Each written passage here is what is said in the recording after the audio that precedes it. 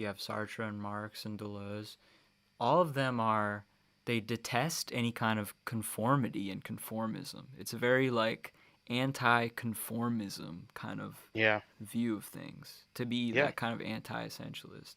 Because I think if we really believe what they're saying about the world to be true, Hmm. then what you can notice, like from Sartre's point of view, is that if you view things in an essentialist lens, you're basically just completely trapped in an exigency.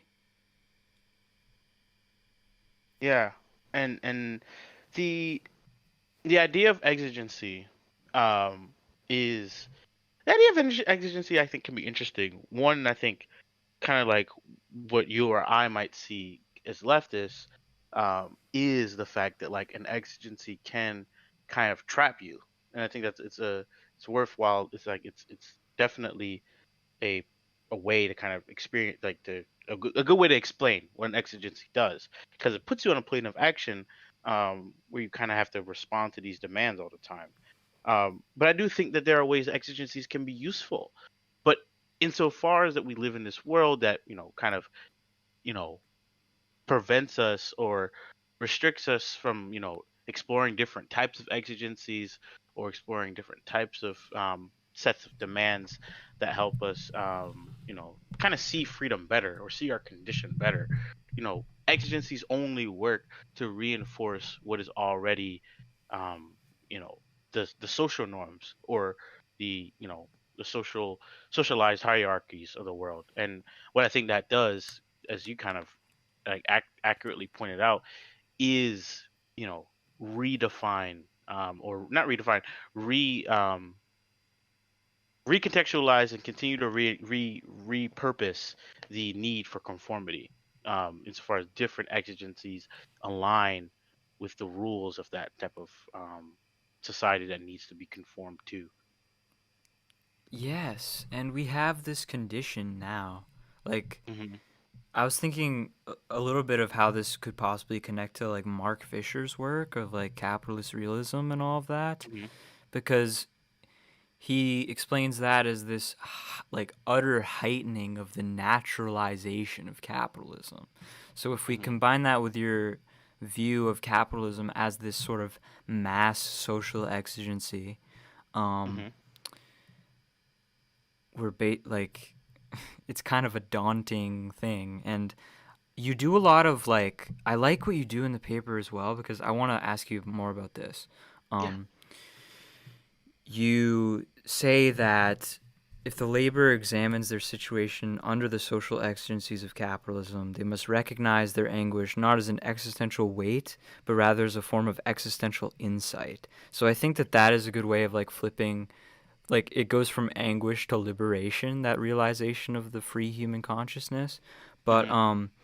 you do the same thing with the exigency when you talk about art, and I really want Hmm. to talk about this because Yeah. Yeah. I'm interested to like get more into this and have you like speak more on that. So like, Yeah. give us the positive example of the exigency here. Yeah. So in the paper, I might see, let me see if I could find it, because I think I don't want to like butcher it, because I think it's really well said. Um, I was basically kind of saying how seeing your freedom as insightful wouldn't mean that we kind of like run away from exigencies or overthrow exigencies, because what exigencies essentially do is kind of help us order our experience in the world. And although that kind of dictates how we can control our freedom, it doesn't necessarily mean that the exigency itself is what's controlling the freedom, if that makes sense. Like it sounds a little complicated, but I'll kind of try to unpack it here. What I said in the paper was that, like, for the writer or the craftsperson or the musician, all of their tasks, right, are comprised or put together by particular complex relations that relate to how the activity will unfold. So if you're a writer, if you're a craftsperson or you're a musician, there's these planes of actions that you have to respond to, essentially, if you want the book to be made, if you want the craft work that you're working on to be done, or if you want that song that you're thinking about to be played. You have to respond to these exigencies or these demands. Um, but unlike in capitalism, where the demand is being shouted at you by the private owner or by the the division of labor, and your need for survival essentially, because that's what capitalism is. You're responding to these demands because if you don't, you'll die. Um, if you're responding to these things in these type of art forms, right? What we see is that in animating those projects, you are the one who are responsible, and you and your agency are the one who are responsible for those projects to come into being. So the exigency operates to facilitate your freedom, not alienate you from it. And that's what that's the really big difference, is that we should have labor that really reflects the work that we do when we do art.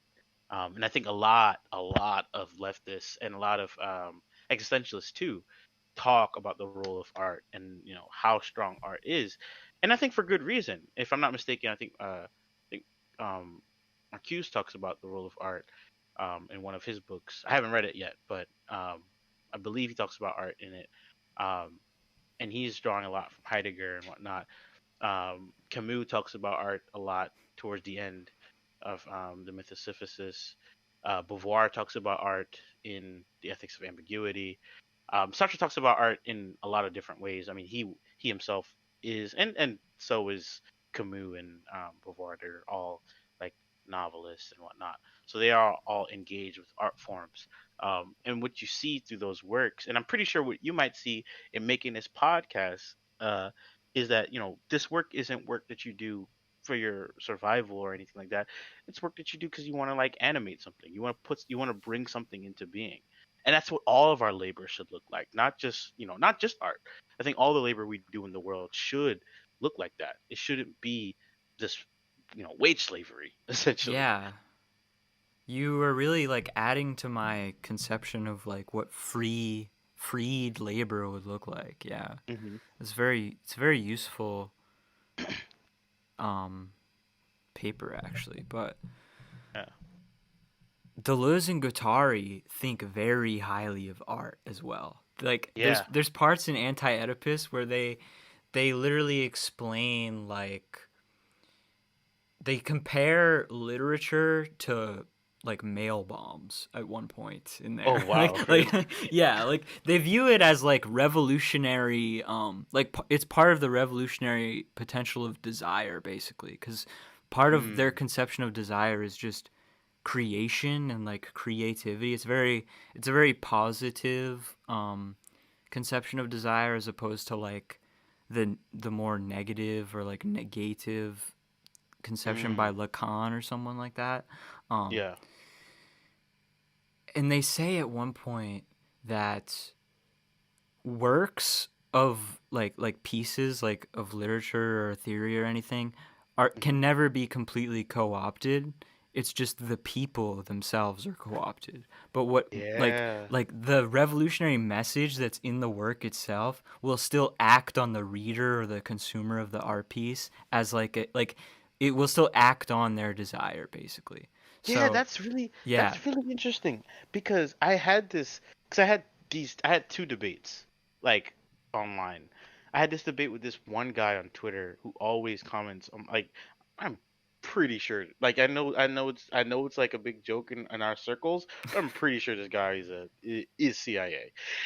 Oh shit. But like we were talking about art, and I was talking about how I like how the existentialists talk about art. And he kind of brought up this example about how art got, these group of revolutionary. It was an article where these group of revolutionary artists got co-opted, and I was like, well, that doesn't really change anything. Yeah. I think insofar as the work, and this goes back to what we were just talking about before, insofar as that, the lived experience and the lived experience of things in the world, reveal themselves as they are being utilized or as they're being experienced. Even though something gets co-opted by the government or gets co-opted by the world, or you know, even capitalism, right? Like, and I think if I'm not mistaken, that's something uh, that the Deleuze and Guattari are trying to kind of put together here, is this idea of how to slip through um, different ways of capitalist control. Exactly, Um, yeah. Even if that happens, right? The works themselves still can disclose to the individual the potential for liberation. And I think that's what's important.